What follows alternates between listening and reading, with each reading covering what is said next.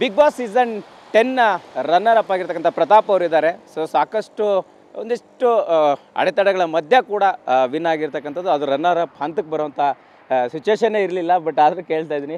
S Pratap, first ನಿಮ್ಮ reaction T V ನನ್ನ ಜೊತೆ ಮಾತಾಡ್ತಾ ಇದ್ರಿ. ವಿನ್ ಆಗ್ತೀನಿ ಅಂತ ಇತ್ತಾ, ರನ್ನರ್ ಅಪ್ ಆಗ್ತೀನಿ ಅಂತ ಇತ್ತಾ, ಏನು ಲೆಕ್ಕಾಚಾರಗಳಿತ್ತು ಅಂತ?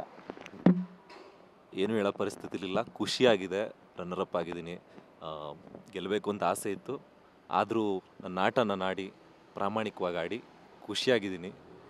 ನಾನೊಂದು ಮಾತು ಹೇಳಿದ್ದೆ, ಬಂದಂಥ ಹಣನ ಮತ್ತು ಒಂದು ಬೈಕ್ ಬಂದಿದೆ, ಅದು ಮೊದಲನೇ ಸ್ಥಾನಕ್ಕಾಗಲಿ ಎರಡನೇ ಸ್ಥಾನಕ್ಕಾಗಲಿ ಅದನ್ನು ಯಾರಿಗಾದರೂ ನನ್ನ ಪ್ರೀತಿಯಿಂದ ವೋಟ್ ಮಾಡಿದಂಥ ಅಭಿಮಾನಿಗಳಿಗೆ ಕಷ್ಟದಲ್ಲಿವರು ಕೊಡಬೇಕಂತ ಕೊಡ್ತೀನಿ. ಆ ಮಾತು ಪ್ರಕಾರ ನಡ್ಕೋತೀನಿ. ಎಲ್ರಿಗೂ ಒಳ್ಳೆಯದಾಗಲಿ, ಶುಭವಾಗಲಿ. ಎಸ್, ಆರಂಭದಲ್ಲಿ ನಿಮಗೆ ಈ ನಿರೀಕ್ಷೆ ಇತ್ತಾ ಹೇಗೆ? ಅಲ್ಲ, ಆರಂಭದಲ್ಲಿ ಈ ನಿರೀಕ್ಷೆ ಇತ್ತಾ ಹೇಗೆ ಅಂತ ಮಾತಾಡ್ತೀನಿ. ಅಲ್ಲ, ನಿಮಗೆ ಆರಂಭದಲ್ಲಿ ಯಾವತ್ತೂ ಕೂಡ ಹೋಗೋಂಥದ್ದು ನಿರೀಕ್ಷೆ ಇತ್ತಾ ಬಿಗ್ ಬಾಸ್ಗೆ? ಸರ್ ಖುಷಿ ಇದೆ, ಬೆಳಿಗ್ಗೆ ಮಾತಾಡ್ತೀನಿ ಸರ್. ಆಯಿತು, ನಿಮಗೋಸ್ಕರ ಇರುವಂಥ ಒಂದಿಷ್ಟು ಅಭಿಮಾನಿಗಳಿದ್ದಾರೆ, ಅವ್ರಿಗೋಸ್ಕರ ನೀವು ಬಿಗ್ ಬಾಸ್ಗೆ ಹೋಗುವಂಥ ಸಂದರ್ಭ ಬಂತು. ಮೊದಲೆಲ್ಲ ಹೇಳ್ತಾ ಇದ್ರು ಯಾವುದೇ ಕಾರಣಕ್ಕೆ ಹೋಗಲ್ಲ ಅಂತ. ಹೇಗಾಯ್ತು ಈ ಬೆಳವಣಿಗೆ ಅಂತ? ಸರ್, ಯಾರ್ಯಾರು ವೋಟ್ ಮಾಡಿದ್ದೀರಾ, 2 ಕೋಟಿ ಚಿಲ್ಲರೆ ಓಟು ಸಾಮಾನ್ಯವಾದ ಮಾತಲ್ಲ.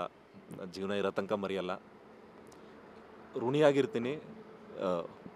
ಏನು ಈ ಪ್ರೀತಿ ಅಭಿಮಾನ ಕೊಟ್ಟಿದ್ದೀರಾ, ಸಾಮಾಜಿಕ ಜಾಲತಾಣದಲ್ಲಿ ಇನ್ನು ಮುಂದೆ ನಾನು ಮಾಡುವಂಥ ಕೆಲಸಗಳನ್ನ ನೋಡಿ ಪ್ರೀತಿಸಿ ಕೆಲಸದ ಮುಖಾಂತರ ಉತ್ತರ ಕೊಡ್ತೀನಿ. ಜಾಸ್ತಿ ಮಾತಿಲ್ಲ ಸರ್. ಪ್ರತಾಪ್ ಅವರ ಸಹಜವಾಗಿ ನಿಮ್ಮ ಬಗ್ಗೆ ಇದ್ದಂಥ ಒಂದು ಅಭಿಪ್ರಾಯ ಈಗ ಬದಲಾಯಿಸ್ತು ಬಿಗ್ ಬಾಸ್ ಅನ್ನೋವಂಥದ್ದು ಅನಿಸ್ತಿದೆಯಾ ಹೇಗೆ ಅಂತ?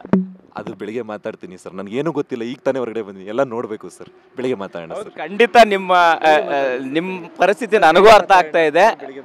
ಅಂದರೆ ಈಗ ಸಹಜವಾಗಿ ನಿಮಗೆ ಎಸ್ ಒಂದಿಷ್ಟು ಒತ್ತಡದಲ್ಲೂ ಕೂಡ ಟಿ ವಿ ನನ್ನ ಜೊತೆ ಪ್ರತಾಪ್ ಅವ್ರು ಮಾತನಾಡಿರ್ತಕ್ಕಂಥದ್ದು ಸಹಜವಾಗಿ.